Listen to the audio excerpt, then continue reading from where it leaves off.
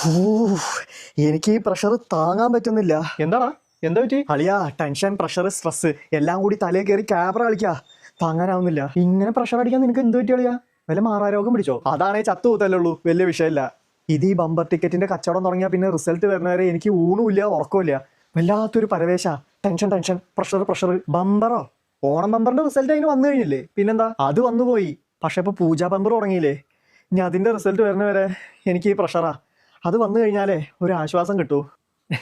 പോട്ടളിയാ, രക്ഷപ്പെടാൻ ആഗ്രഹിക്കുന്ന എല്ലാ മലയാളികൾക്കും ഇതേപോലെ എടുക്കുന്ന ബമ്പർ ടിക്കറ്റിന് മേലെ ഒരു പ്രതീക്ഷ ഉണ്ടാവും. സ്വാഭാവികം. നീ ഇങ്ങനെ ടെൻഷൻ ആവല്ലേ?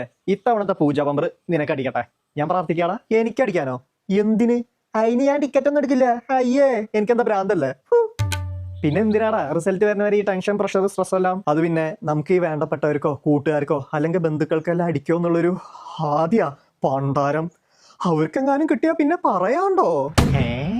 പ്രഷറേ, pressure pressure. എനിക്കറിയാ, ഇതൊരു തരം അസുഖ.